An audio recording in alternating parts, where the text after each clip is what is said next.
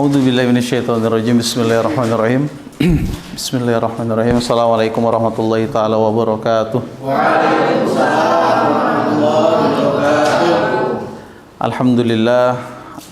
Alhamdulillah hamdan katsiran ila rabbina alladzi qad a'tana ni'aman katsiratan wa hidayatan hatta nastati'a najtami wa nahtafil huna fi hadzal fursah al-ghaliyah. Salatan wa salaman ala nabiyil mustafa alladzi qad hamala an-nasa minaz zulumati ila siratil azizil hamid. Qala rabbi shrah li sadri wa yassir li amri wahlul 'uqdatam min lisani yafqahu qawli. Qalu subhanaka la ilma lana illa ma 'allamtana innaka antal alimul hakim. Sama-sama kita berdoa, Allahumma faqihna fid din wa 'allimna ta'wil. Allahumma na'udzubika min ilmin la yanfa wa min qalbin la yakhsha wa min nafsin la tashba wa min da'watin la yustajabu laha. Amin ya rabbal alamin. Alhamdulillahirabbil alamin. Segala puji bagi Allah Subhanahu wa taala, Bapak Ibu sekalian, teman-teman sekalian, atas banyak sekali karunia, hidayah serta kesempatan sehingga kita dapat berkumpul di tempat yang semoga Allah hadirkan keberkahannya. Amin ya rabbal alamin. Bersyukurnya kita kepada Allah, digerakkan hati kita, langkah kita bisa kemudian sama-sama bertawajuh, saling bertemu, saling bersapa, yang di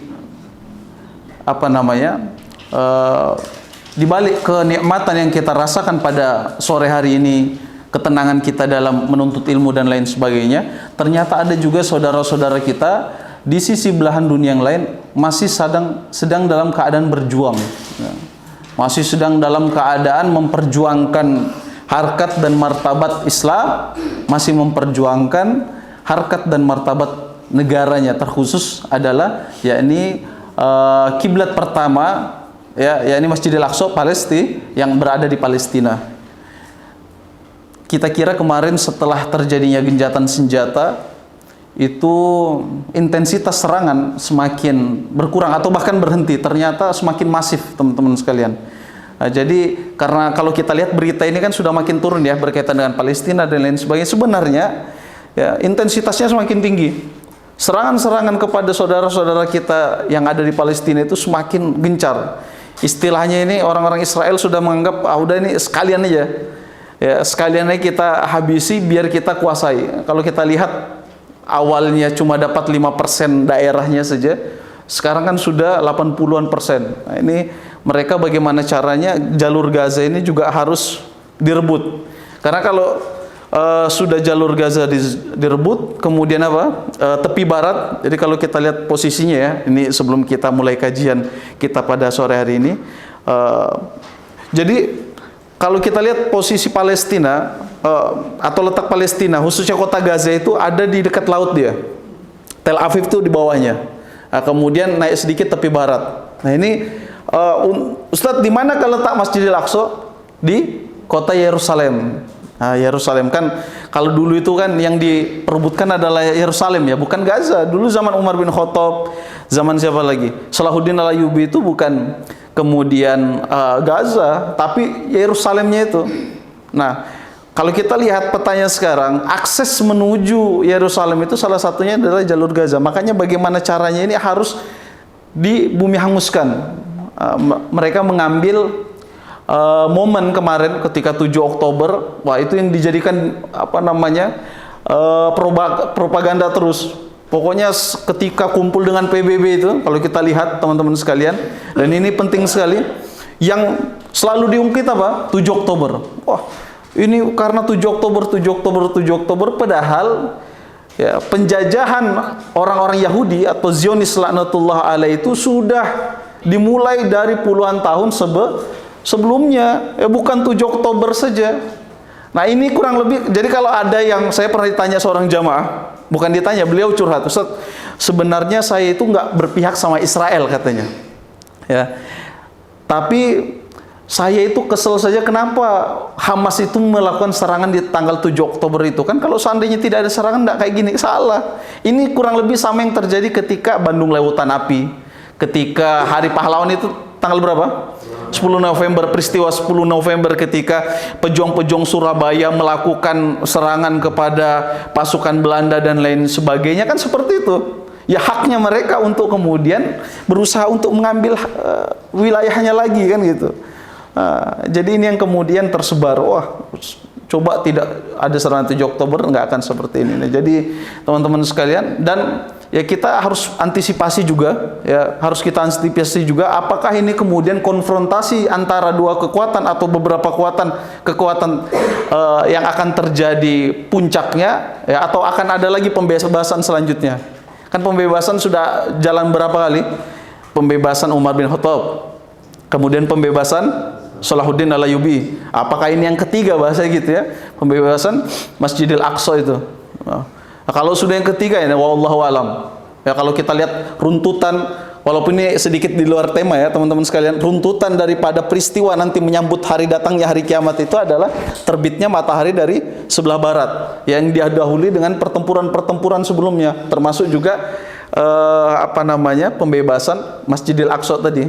Makanya saya kalau ditanya sama murid-murid saya itu sering sekali di kelas, Ustadz, kalau seandainya Palestina merdeka, nanti kita kiamat. Lah itu bukan urusan kita mau kiamat kamu enggak, yang penting kita berjuang tetap mendukung saudara-saudara kita di Palestina. Ya, kenapa emangnya takut sekali dengan kiamat? Sampai kapan emang kita mau hidup di dunia ini? Kan paling berapa? 60 tahun, 70 tahun. Ada yang 80 tahun lebih dan lain sebagainya, tapi enggak sedikit sekali yang di atasnya. Ya, jadi tidak perlu kemudian takut. Yang harus kita takut adalah kita wafat dalam keadaan yang belum siap kan gitu, atau su'ul khotimah. Ya, teman-teman sekalian yang dimuliakan Allah Subhanahu wa taala, salawat terbingkai salam tak lupa selalu kita basahi lisan kita dengan ucapan Allahumma sholli ala Sayyidina Muhammad wa ala ali Sayyidina Muhammad, ya, kepada Nabi kita yang mulia yang dengan perjuangannya sehingga kita dapat merasakan betapa manisnya iman dan Islam. Mau pakai Sayyidina silahkan, nggak pakai Sayyidina kan tidak jadi masalah. Yang penting sholawat, yang penting sholawat, dan jangan sampai tidak sholawat. Nah, kita ini kan banyak samanya daripada sedikitnya. Perbedaannya kan? Samanya lebih banyak, perbedaannya cuma sedikit. Kenapa kita fokus kepada yang sedikit kan gitu? Apa maksudnya Ustadz? Iya, contoh, kalau sholat kita itu banyak samanya atau banyak bedanya? Samanya. Sama-sama takbir, sama-sama Al-Fatihah, sama-sama ruku, sama-sama i'tidal. Mungkin khilafiyah atau perbedaan pendapat cuma di mana Ustaz? Mungkin kunutnya saja. Apalagi basmalahnya jaharka atau sirka, itu kan saja. Kenapa kita terlalu banyak fokus kepada yang sedikit, ya, kemudian terlepaskan daripada yang lebih banyak. Nah, ini teman-teman sekalian, ini kemudian membuat hati kita lega, kita memandang saudara-saudara kita sama saja kan gitu. Jangan sampai yang sedikit kemudian menjadi permasalahan kan gitu, menjadi perdebatan di antara kita. Teman-teman yang dimuliakan Allah Subhanahu wa taala, kita masuk kepada pembahasan takwa gitu ya. Ini kan kita sering sekali kita dengar ya. Termasuk dari rukun khutbah adalah apa? Wasiat takwa. Jadi kalau seandainya khotib Jumat lupa untuk memberikan wasiat takwa, maka sepanjang apapun ceramah Jumatnya nggak sah. Nah, ini hati-hati nih. Ya. Makanya itu penting sekali. Kalau kita dengarkan usikum wa iyaya nafsi bittaqullah kan gitu ya. Jadi wasiat takwa itu penting. Kita masuk kepada makna takwa. Apa sih sebenarnya takwa itu teman-teman sekalian? Sering nggak kita dengar takwa? Apa sih takwa ini? Kan maknanya masih luas ya, atau masih general makna takwa itu. Nah, kalau kita coba dari segi bahasa, takwa itu adalah khosyah. Apa? Coba sama-sama. Khosyah. At-taqwa khosyah. At-taqwa huwa khosyah. Apa Ustaz at-taqwa huwa khosyah? Artinya takwa itu adalah khosyah. Khosyah itu takut. Rasa takut yang dihadirkan di dalam hati kita ketika kita takut kepada Allah Subhanahu wa taala. Makanya arti takwa ini atau seperti ini. Orang kalau mau tahu ketakwaan seseorang itu ya sulit. Kenapa Ustaz? Karena takwa ini urusan antara dia dengan Allah Subhanahu wa taala. Makanya di dalam Al-Qur'an itu dalam hadis Rasulullah SAW bersabda, "Innallaha la yanzuru ila wujuhikum." Dalam riwayat lain, "Innallaha la yanzuru ila ajsamikum wala yanzuru ila suwarikum, walakinnallaha yanzuru ila ma'asabahu ila sadrihi." Apa artinya Ustaz? Jadi kata Rasulullah seperti ini dalam hadis yang mulia. Allah tidak melihat kepada wajah kalian. Ya, dalam riwayat lain disebutkan jasad. Wala yanzuru ila suwarikum. Suwarikum itu apa Ustaz? Pakaian. Walakinnallaha yanzuru ila ma'asabahu ila sadri. Kenapa hadis ini diawali dengan wajah? Kira-kira? Ya, karena wajah ini salah satu bagian anggota tubuh yang paling dimuliakan, kan gitu ya. Orang itu kan, contohlah, fankihul mar'ata min arbaiha min jamaliha. Jadi nikahilah perempuan itu dari pertama adalah jamaliha atau kecantikannya, ini normatif. Makanya kata Rasulullah, jangan lihat daripada, Allah tidak melihat kepada wajah atau jasad. Orang itu kan bisa dilihat, oh ini orangnya baik apa enggak gitu kan. Yang pertama kali dilihat apa? Oh wajah ini orangnya seram nih. Wah, orangnya seram tapi ternyata hatinya hello ki itu ternyata baik. Ada Ustaz? Ada. Jangan salah, ada enggak sedikit, banyak juga. Ya, malah yang kemudian wajahnya ini ternyata jahat gitu kan. Ternyata mengambil hak orang lain. Ya, mengambil hak orang lain, apakah sedikit? Banyak di sana. Ya, teman-teman sekalian yang dimuliakan Allah Subhanahu wa taala. Bahkan ada sebuah kisah sedikit ya. Jadi ketika itu di Amerika, ini kisah nyata. Saya diceritakan oleh sahabat saya. Jadi ada seseorang berkulit hitam bertemu dengan seorang perempuan. Perempuan ini ketemu dengan laki-laki kulit hitam tinggi besar. Di lift berdua saja. Akhirnya dia udah ketika masuk itu, aduh khawatir, aduh takut, ini kira-kira saya nanti diapain gitu ya, atau dijahatin gak atau gimana. Akhirnya saking takutnya tasnya jatuh, uangnya si perempuan ini, uang recehnya terhambur di lift itu. Ketika terbuka pintunya, dia cepat-cepat lari. Perempuan itu cepat-cepat lari. Nah, setelah itu kan ini uang recehnya masih ketinggalan. Akhirnya dia sampai di apartemennya, di kamarnya. Berapa menit kemudian ada orang ngetok-ketok, tok-tok-tok gitu. Wah, waduh siapa ini? Baru aja saya sampai kok sudah ada yang ketok-ketok. Jangan-jangan, langsung dia ekspektasinya pasti orang laki-laki tadi itu yang dia lihat seram, tinggi gitu ya, besar, takut. Kemudian setelah dia buka, biasanya kalau di hotel itu kan ada apa, ibu-ibu sekalian, bapak-bapak sekalian, ada ini ya, ada kayak alat bukan alat ngintip ya, bukan. Ya, jadi orang luar nggak bisa ngelihat ke dalam, tapi orang dalam bisa ngelihat keluar ya. Nah, dia lihat, oh ternyata betul laki-laki itu, wah tambah panik lah gitu kan. Akhirnya dia ketok-ketok terus gitu kan, ketok-ketok, dengan gemetar ketakutan dia buka pintunya. Setelah dia buka, ternyata orang itu tersenyum. Dia bilang, ini uang koinmu tadi terjatuh. Oh, tamparan yang luar biasa. Ya, setelah itu dia apa? Dia memberikan, kalau tidak salah, memberikan sebuah makanan kepada orang itu. Si perempuan ini dikasihkan kepada si perempuan. Laki-laki yang tadi dikira jahat mengembalikan uang recehnya yang tadi berhamburan di lift. Jadi teman-teman sekalian, kata Rasul, "Innallaha la yanzuru ila wujuhikum", ini ada korelasinya. Allah tidak melihat kepada wajah, nggak melihat kepada apa lagi Ustaz? Kepada harta. Maksudnya apa Ustaz? Iya, kita kalau misalnya lihat, saya kan tinggal di sekarang kontrak di daerah Gunung Guntur. Itu kalau misalnya dari sini ke Gunung Guntur itu kan lewat Balikpapan baru ya. Itu rumah kan gede-gede. Kadang ilfil juga, besar-besar rumah orang kan gitu. Nah, tapi kemudian ini bukan sebuah indikator apakah ternyata rumahnya besar, hatinya gelisah misalnya gitu ya.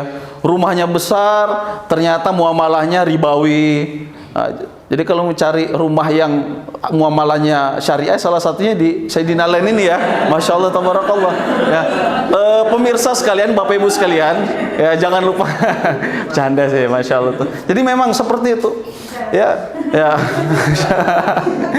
Ya, nanti tinggal dipotong di ini ya. Nah, jadi memang Ada orang yang kemudian punya harta tapi itu gundah gelisah dan lain sebagainya. Mungkin karena tadi itu, ya termasuk muamalah, apakah itu syariah atau jangan-jangan orang itu ribawi kan. Ribawi itu kan sesuatu yang membuat hati kita tidak tenang. Kalau sesuatu yang syariah, sesuatu yang halal itu menenangkan. Walaupun kalau dilihat, kadang orang suka berpikir gini, orang yang menjalankan properti syariah itu nggak takut gak? Karena kan di dalam akadnya itu kan kok nggak ada yang mengikat kepada orang,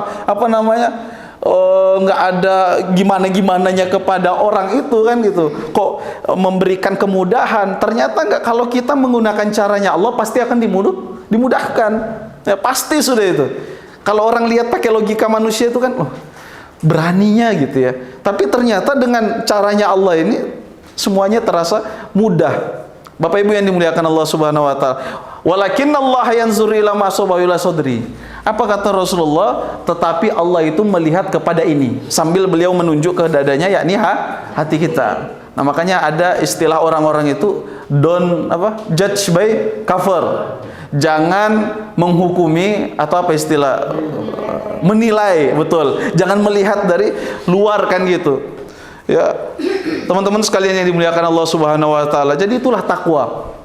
Takwa itu betul-betul yang hanya bisa melihat adalah diri orang itu sendiri dan Allah Subhanahu wa taala. Makanya jangan kemudian kaget-kaget. Ya, kadang juga ada yang melihat, ini kok orangnya baik, Ustaz.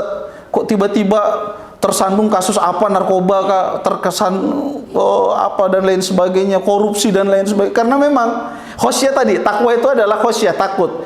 Makanya kalau seandainya orang yang bertakwa itu walaupun dikasih 1 triliun, Bapak Ibu sekalian, ditaruh di meja nih ya, 1 triliun, kalau memang bukan haknya nggak bakalan disentuh.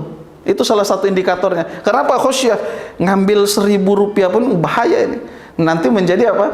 Menjadi beban nanti di akhirat.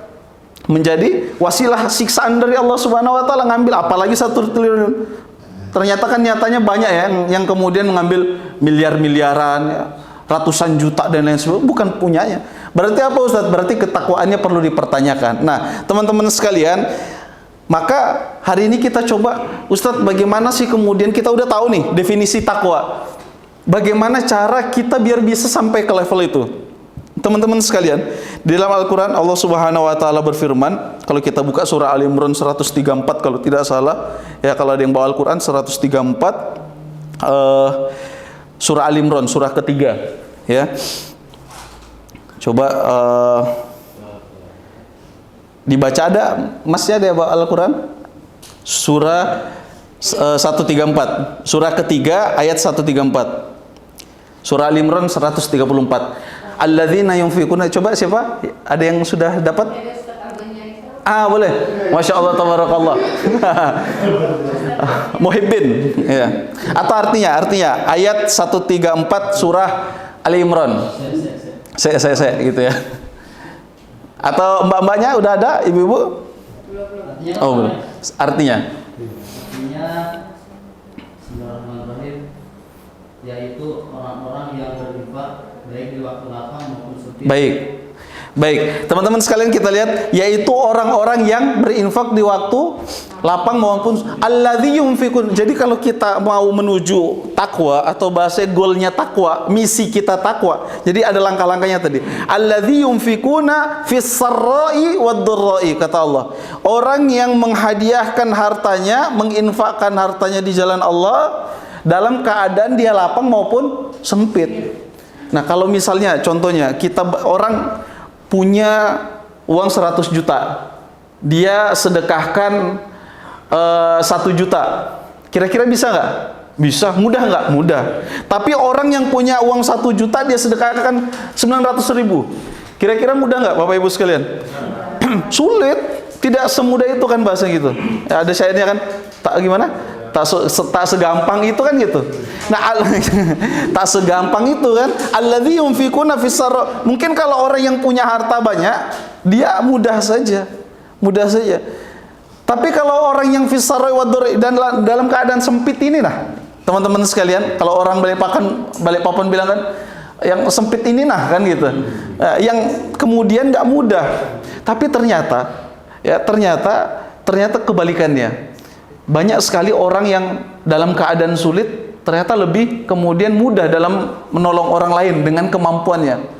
Ya, bahkan kebalikannya, ada orang yang mungkin kendaraannya mewah, kediamannya mewah, untuk sedekah itu berat. Nah, ada sebuah kisah teman-teman sekalian ketika Ghazwah. Tahu artinya Ghazwah? Ghazwah itu artinya perang. Ustadz, apa bedanya kalau teman-teman yang suka bahasa Arab, apa bedanya Ghazwah, Harbun? Jadi Ghazwah itu kan perang, Harbun juga perang. Tapi kalau Ghazwah itu perang yang dihadiri Rasulullah. Kalau Harbun ya perang aja yang tidak ada dihadiri Rasulullah. Nah, kalau syariah itu bukan syariah ya, syariah. Sin Ra Ain tamarbutoh. Itu di pasukan di bawah 100 orang. Nah, ketika Ghazwah, ketika itu ada seorang sahabat yang kehausan, dibawalah air, ya mungkin sebotol gini lah ya. Kalau tidak dia minum kali itu dia bisa mati. Akhirnya ketika mendengar ada yang minta air, ya orang yang bawa air ini pun kemudian datang, yang bawa perbekalan. Ketika dia mau minum atau menyerahkan minumnya, orang mau minum, dia dengar lagi, ahtajul miyah, saya mau air, saya butuh air, saya butuh air. Akhirnya ketika dia minum, dia dengar, dia lihat, kayaknya orang itu lebih membutuhkan. Saya masih bisa tahan sedikit lah, bawalah kepada dia. Akhirnya dibawalah air yang tadi mau diberikan kepada orang yang sudah sekarat, dibawa kepada orang lain. Nah, ketika sudah sampai ke orang yang kedua, ketika dia mau minum, sudah diberikan air, orang mendengar. Dia mendengar orang yang mengatakan ahtajul miyah, saya butuh air. Akhirnya dia bilang, kayaknya orang itu lebih membutuhkan. Saya tahan sedikit lagi lah, bawakan kepada dia. Sampai dengan orang keempat. Setelah dia datang kepada orang keempat, ternyata belum sempat diberikan air, orang keempat ini sudah meninggal dunia. Nah, si pembawa pembekalan ini akhirnya lari kepada orang pertama. Dia ingat, oh masih ada orang yang pertama tadi. Ketika dia sampai kepada orang pertamanya juga sudah meninggal. Ketika dia datang kepada orang kedua juga sudah meninggal. Sampai dengan orang ketiga. Nah, teman-teman sekalian yang dimuliakan Allah Subhanahu Wa Taala, inilah luar biasanya takwa tadi. Ya, bayangkan kita sudah haus nih. Sudahlah misalnya nih kotak ada untuk kita saja. Tiba-tiba misalnya sama Bang Bobi gitu kan, Ustadz, boleh Kak, saya juga lapar ya Bang, gitu kan misalnya gitu. Ada Ustadz. Nah, orang alladzi yunfikuna fis sarra'i wad dharra, tapi ya sudahlah Bang, kayaknya Abang ini juga lebih membutuhkan, memberikan, dan ini tidak mudah. Maka orang yang bertakwa tadi akan mudah menghadiahkan hartanya di jalan Allah walaupun dalam keadaan sempit sekalipun tadi. Nah, kemudian kalimat selanjutnya dari ayat itu, siapa sudah coba yang lain? Sudah dapat? Ali Imran 134. Tadi orang yang menginfakkan hartanya dalam keadaan lapang maupun sempit. Kalimat selanjutnya? Dan orang-orang yang boleh. Marahnya dan memaafkan kesalahan orang. Baik, cukup. Dan memaafkan kesalahan orang lain. Wal kadhiminal ghaidh, dan orang yang mudah memaafkan. Mohon maaf, kaziminal ghaidh ini artinya menahan amarah. Setelah menahan amarah apa? Wal afina 'anil nas, kemudian juga mudah memaafkan. Ustadz, coba dianalogikan. Jadi menahan marah ini kan nggak mudah kan gitu ya. Apalagi misalnya apa kira-kira Ustadz? Wah, misalnya HP gitu kan, sudahlah iPhone 15 gitu kan, kemudian kameranya ada 3. iPhone 15 ada berapa Bapak Ibu sekalian? Kameranya ada berapa? 3. Saya ada 4. Berarti lebih mahal lagi.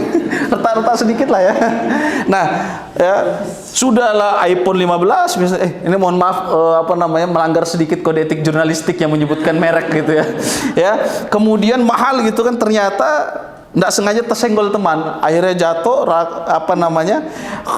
layarnya pecah, kameranya pecah, tapi masih bisa nyala, ya silakan dinego lah kan gitu. Nah, kemudian apa? Ustadz kok malah iklan kan gitu. Nah, ternyata ketika jatuh ini kita lihat reaksinya. Oh, ternyata orang yang punya ini masih bisa sabar. Oh ya, enggak apa-apa. Enggak apa. Akhirnya diambilan, tapi ngomongnya enggak apa-apa, iya. Kan gitu. Ada Ustaz kayak gitu ya. Nah, wal kadhiminal ghaidh, kata Allah, yang dapat menahan amarah. Jadi memang amarah itu normal Bapak Ibu sekalian. Cuma orang yang bisa menahan tadi, ya tadi kan kebasi, aduh ya enggak apa-apa, jangan diulang lagi ya.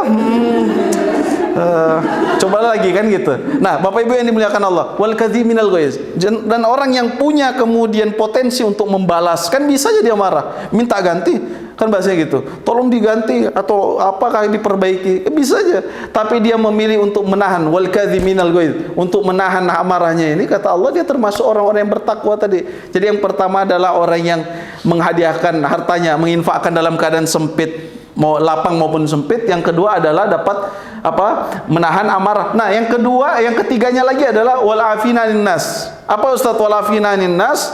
yakni mudah memaafkan tadi.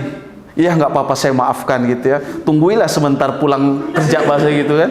Nah, itu dia wal afina linnas. Menahan amarah saja tidak cukup. Karena menahan amarah ini bisa membuat kita apa Ustaz? Stroke, hati-hati.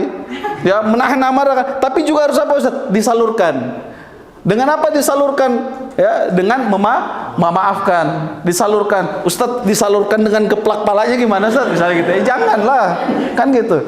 Tetap kita tahan amarah kemudian disalurkan. Wala afina ninnas. Kata Allah Subhanahu wa taala, dan kemudian alirkanlah dengan memberikan maaf kepada orang tersebut. Nah, kemudian di ayat selanjutnya Allah Subhanahu wa taala wallahu yuhibbul muhsinin, dan juga orang-orang yang melakukan kebaikan. Ya, orang-orang yang kemudian senang melakukan kebaikan. Termasuk Sayyidina Lan kalau tidak salah ada beberapa kegiatan, karena Ustaz juga sering mengikuti kegiatan santri-santri di Balikpapan, termasuk mensupport. Kemarin termasuk juga beberapa bulan yang lalu ada nonton bareng Buya Hamka. Ini kan ada yang baru ya. Termasuk disponsori juga dari Sayyidina Lan, betul ya? Ya, karena saya diminta untuk memberikan sambutan. Nah, itu wallahu yuhibbul muhsinin. Itu tadi yang kemudian Allah Subhanahu wa taala katakan suka melakukan kebaikan, senang melihat orang lain senang. Makanya Ustadz, apa bedanya iri sama dengki? Iri sama dengki, hasad gitu ya. Iri sama hasad beda. Kalau iri itu apa? Misalnya gini Bu, atau teman-teman sekalian, ada orang punya HP baru gitu. Wih, ada HP baru, pengen juga, itu orang iri. Nah, kalau orang dengki itu beda. Orang dengki itu ingin nikmat seseorang itu hilang, ya, binasa. Nah, kalau orang dengki, orang iri kan, wih, bagusnya HP-nya, saya pingin juga kayak gitu. Itu orang iri. Tapi kalau orang dengki apa Ustaz? Ih, bagusnya HP-nya, mudah-mudahan lah rusak kan gitu. Nah itu orang-orang hasad tuh. Nah, makanya ada yang tanya, Ustaz, apa bedanya iri sama hasad? Ya di situ. Kalau iri boleh nggak Ustaz? Boleh. Makanya kata Rasulullah boleh. Termasuk iri kepada orang yang, mohon maaf, pintar misalnya gitu. Orang yang baik, orang yang soleh misalnya gitu. Misalnya Bang siapa? Bang ini semangat sekali kalau azan langsunglah ke masjid bahasa gitu. Itu boleh iri. Ih, pinginlah juga seperti dia. Itu iri yang diperbolehkan. Nah, tapi kalau hasad tuh kayak gitu. Ya, kalau hasad misalnya apalagi Ustaz tadi, atau enggak mobil, ada temennya punya kulkas lah dia yang kedinginan gitu ya. Ada orang yang punya kompor dia yang kepanasan. Ada orang yang punya rumah baru dia yang kecoran gitu kan. Nah, Ustaz, kecor-coran, dicor gitu kan. Nah, teman-teman sekalian yang dimuliakan Allah Subhanahu wa taala, jadi ini tadi iri. Ya, Allahu yuhibbul muhsinin. Tapi orang yang suka dengan melakukan kebaikan, suka lain orang senang, suka melihat anak-anak yatim, anak-anak santri-santri penghafal Quran baik, melakukan kebaikan, senang melihat mereka senang. Nah, ini kemudian menjadi wasilah akan Allah hadiahkan juga kepada teman-teman sekalian. Amin ya rabbal alamin. Insyaallah kebaikan-kebaikan itu. Nah, kemudian di ayat selanjutnya kalau kita lihat di surah Ali Imran tadi, ya, wallahu yuhibbul muhsinin, dan orang yang bertakwa Allah Subhanahu wa taala lanjutkan dalam kalamnya yang mulia, walladzina idza fa'alu fahishatan aw dzalamu anfusahum dzakarallahu fastaghfaru lidzunubihim. Ustaz minta tolong coba ada yang bisa baca terjemahnya 135. Coba Ali Imran 135. Tadi 134. Selanjutnya ya, boleh silakan, Mbak.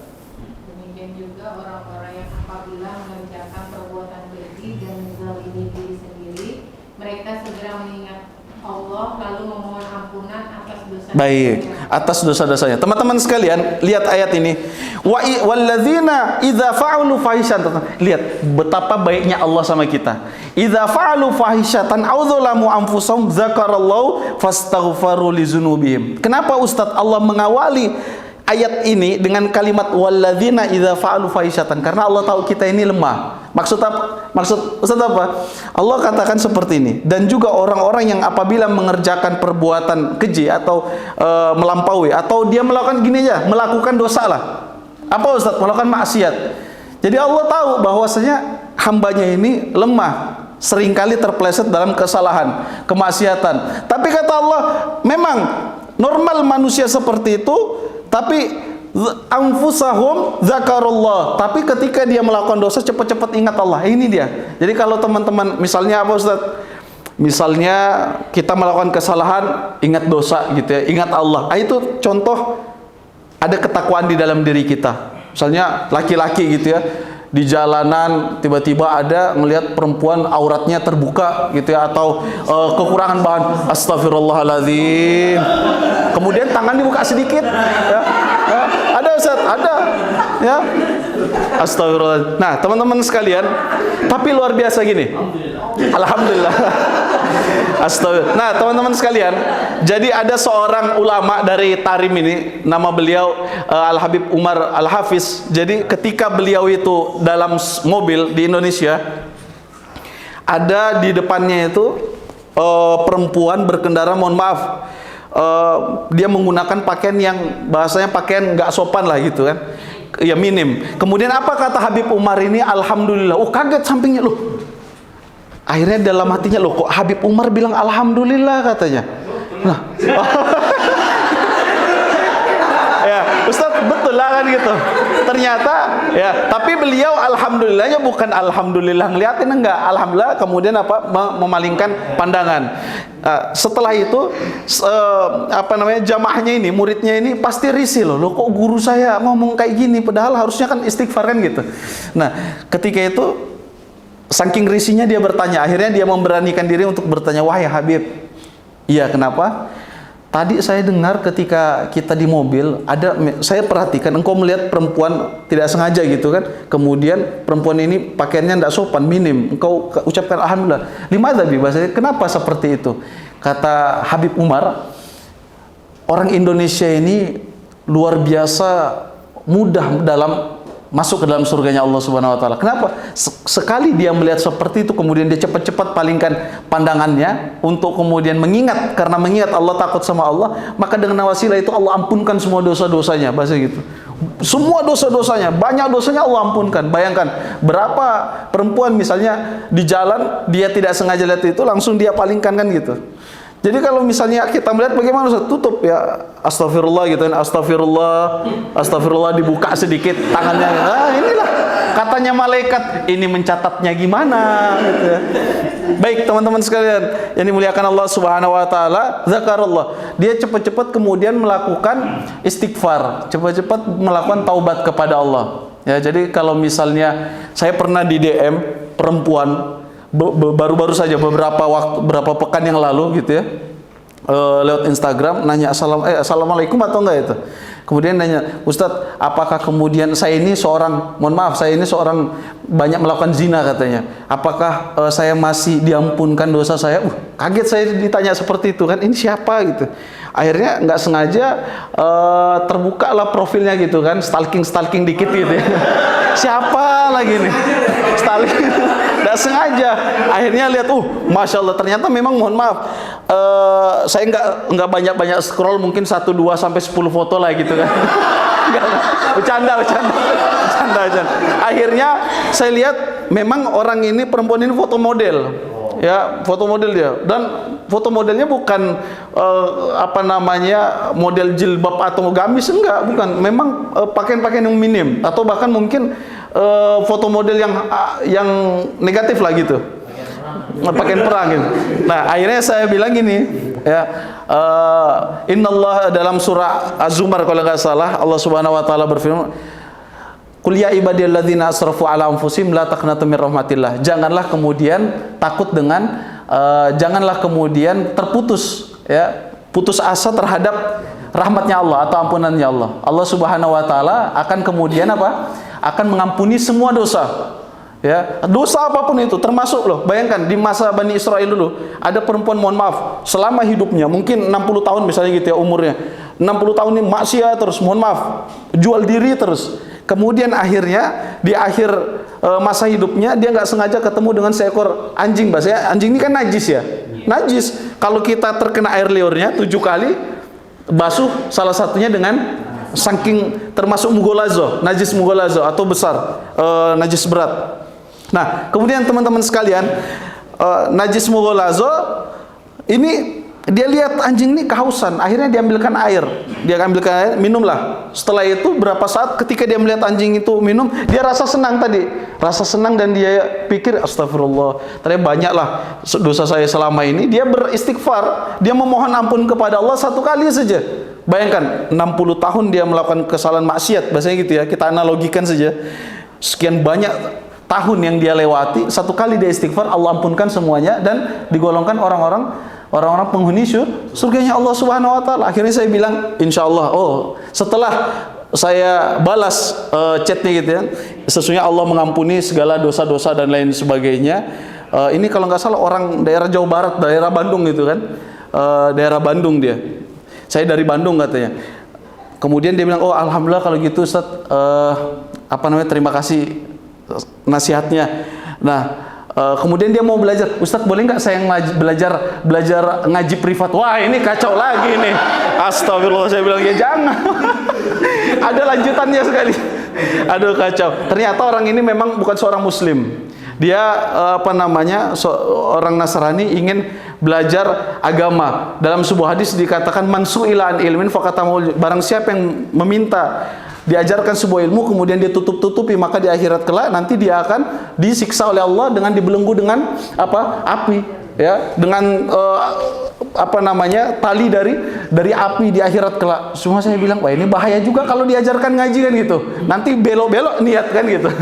Bapak Ibu yang dimuliakan Allah Subhanahu wa taala. Kemudian apa?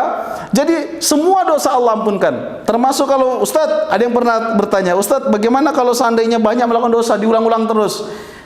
Sebanyak kita melakukan dosa, sesering kita melakukan dosa, ya, maka sesering itu pula Allah Subhanahu wa taala akan dengan mudahnya mengampuni kita. Tapi jangan sampai ini dijadikan dalih untuk terus melakukan kesalahan, kemaksiatan. Kemudian Allah Subhanahu wa taala melanjutkan, "Wa may yaghfiruz dzunuba illallah wa lam yusirru ala ma fa'alu wa hum ya'lamun." Coba dilanjutkan terjemahannya. Ayat 135 tadi. Ada yang dapat? Ya, silakan Mbak, boleh.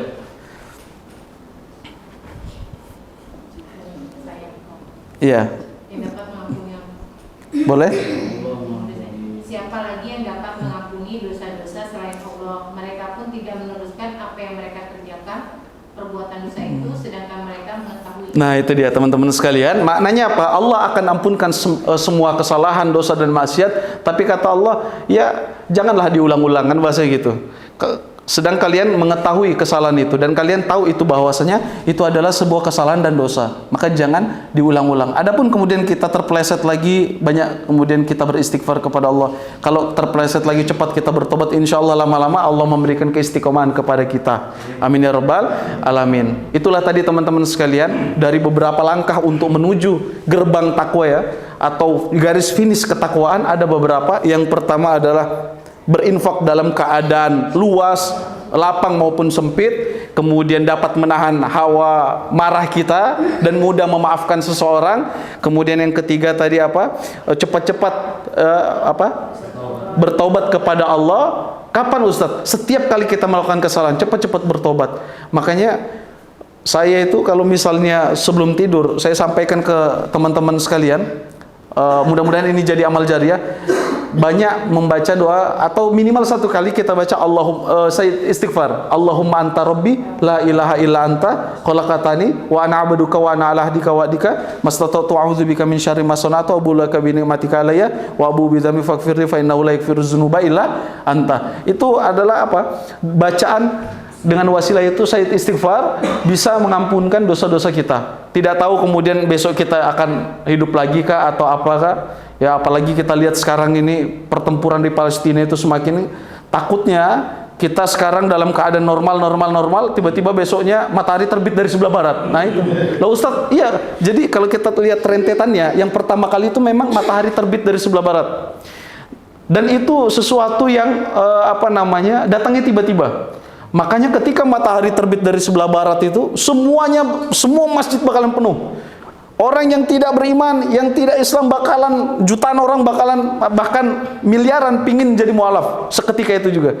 Tapi ketika itu pintu taubat sudah ditutup. Makanya saya sampaikan juga ke murid-murid saya, teman-teman sekalian, anak-anak sekalian, jangan sampai kalian tinggalkan atau lupa sholat Isya dan sholat subuh. Kenapa Ustadz? Takutnya kalian lupa sholat Isya, kalian lupa sholat subuh, kemudian akhirnya apa? Ketika paginya matahari terbit dari sebelah barat, tidak diterima lagi kodok sholat ketika itu. Nah itu makanya bakalan nyesek kan bahasa gitu. Nyesek kenapa Ustadz? Kita masih hidup, tapi kemudian tobat sudah tidak diterima lagi. Nah yang terakhir kata Allah Subhanahu Wa Taala, tadi sebelumnya melakukan kebaikan, kemudian yang terakhir jangan mengulang-ulang kesalahan. Ustadz terpleset lagi, ya banyak istighfar lagi. Terpleset lagi, istighfar lagi. Dan selalu memohon keistiqomahan. Wallahu a'lam bishawab. Mungkin sebelum kita lanjut kepada doa, teman-teman sekalian bagi ada yang ingin bertanya, menambahkan, atau bahkan mengoreksi, silakan kami kembalikan ke MC. Silakan. Nggih. Kalau kita ada berbuat salah kepada seseorang nih, tapi orang itu nggak tahu di mana atau mungkin bahkan sudah meninggal, itu bagaimana caranya Ustaz? Iya.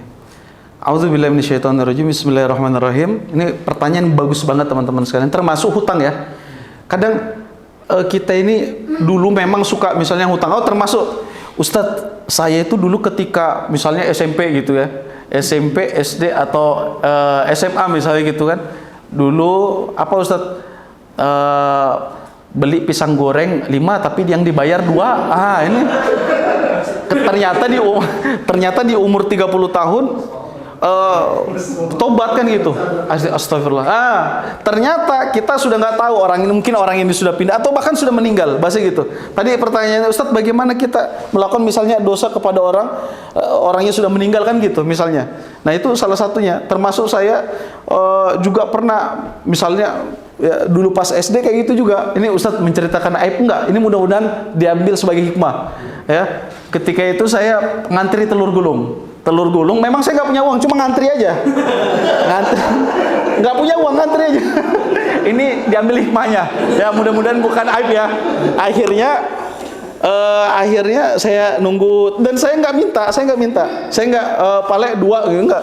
Diam aja. Tiba-tiba ketika saya diam, penjual ini, paleknya ini, saya masih inget banget SD saya itu di Balikpapan juga. Kemudian beliau buatkan telur gulung gitu kan, berapa biji, 3 atau 5 biji gitu. Kemudian dikasih ke saya kaget loh. Saya padahal cuma ngeliatin aja, dikasih. Terus sudahlah dikasih lagi kembalian, dikasih angsul. Loh, saya bilang loh saya nggak beli, terus udah dikasih, kemudian dikasih kembalian lagi. Saya masih ingat berapa itu, 2.000 kah berapa gitu. Akhirnya ya 200 ya. Akhirnya ketika saya sudah belajar di pesantren gitu ya, atau sudah mulai memahami agama gitu kan, akhirnya astagfirullah, ini kan hutang itu pasti akan ditagih kecuali kita, semua dosa akan Allah ampunkan kecuali hutang.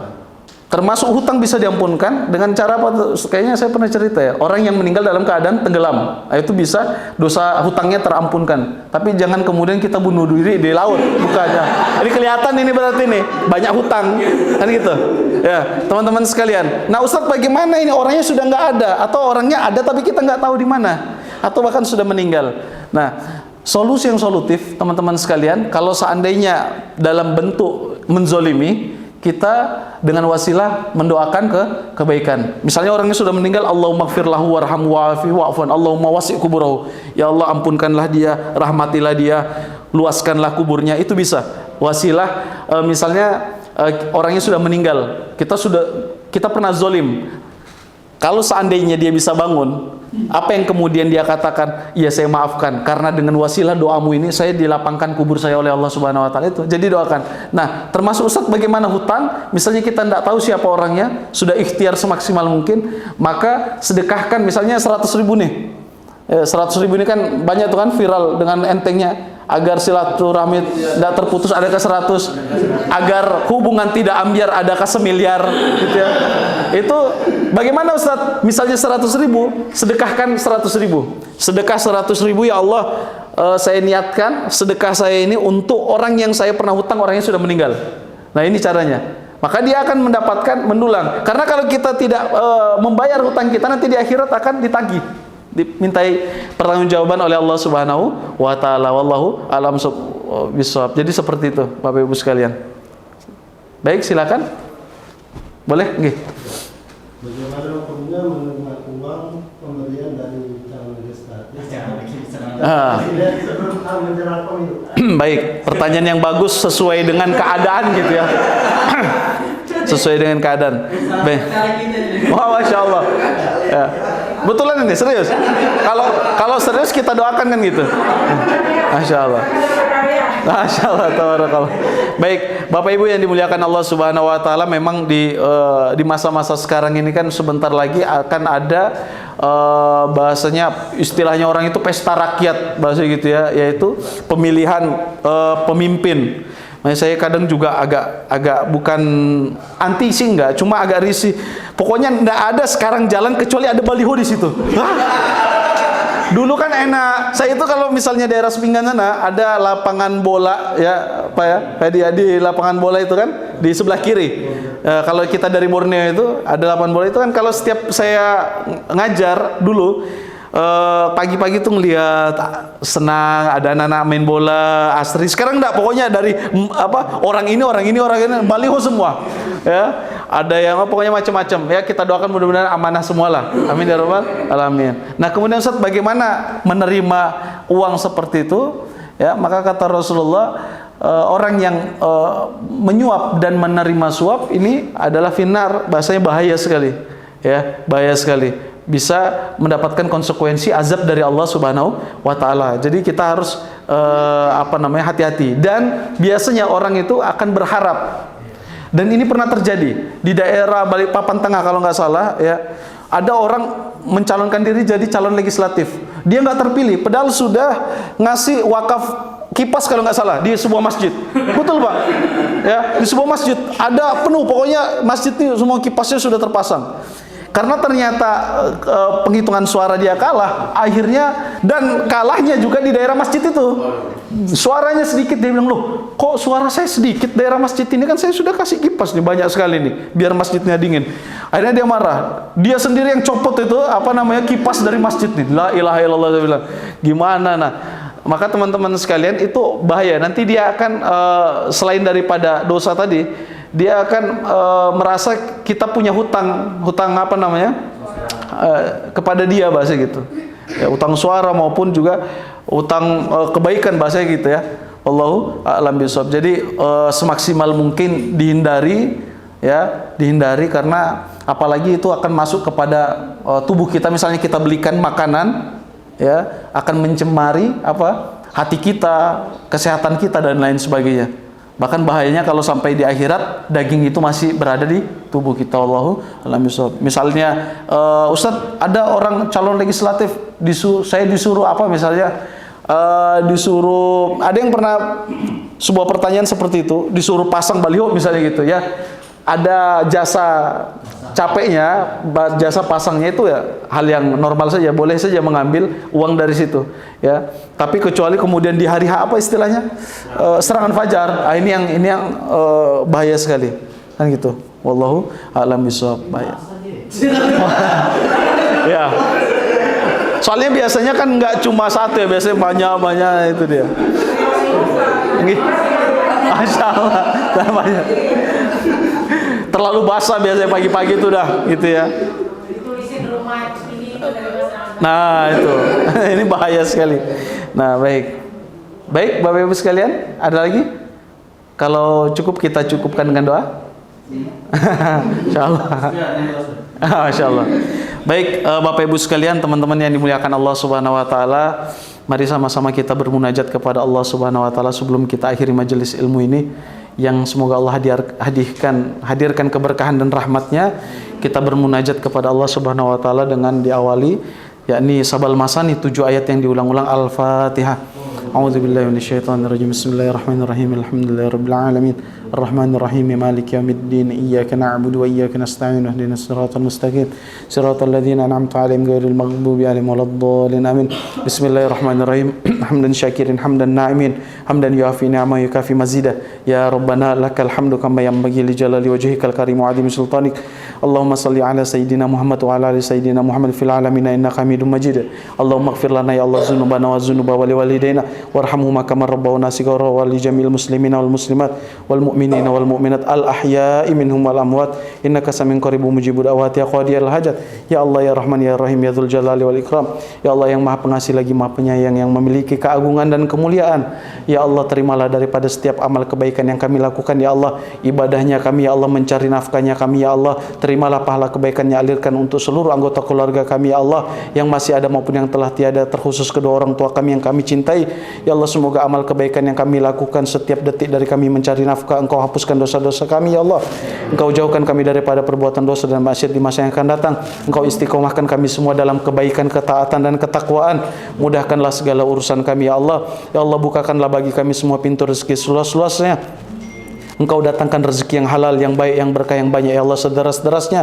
Min haitsu la yahtasib. Allahumma khtim hayatana bi husnil khatimah. Ya Allah, kami bukanlah orang yang sempurna, tapi kami mengemis kepadamu. Engkau hadiahkan di akhir hidup kami husnul khatimah. Engkau jauhkan kami daripada su'ul khatimah. Rabbana zalamna anfusana wa illam taghfir lana wa tarhamna lanakunanna minal khasirin. Rabbana atina fid dunya hasanah. Ya Allah, hadiahkanlah di kehidupan kami kebaikan, wa fil akhirati hasanah, dan kehidupan akhirat kami pula kebaikan. Wa qina adzabannar, dan selamatkanlah kami semua daripada siksa neraka. Subhana rabbika rabbil izzati amma yasifun wa salamun alal mursalin walhamdulillahi rabbil alamin. Ma asabaka min hasanatin faminallah. Bapak Ibu sekalian, teman-teman sekalian, yang baik-baik datangnya dari Allah. Wa ma asabaka min sayyi'atin famin nafsi. Kata Allah, kesalahan, keterbata-bataan kesalahan dalam menyampaikan, maka itu datangnya dari pribadi saya. Mohon maaf, mohon ikhlas, mohon ridhonya. Kita cukupkan. Assalamualaikum warahmatullahi wabarakatuh.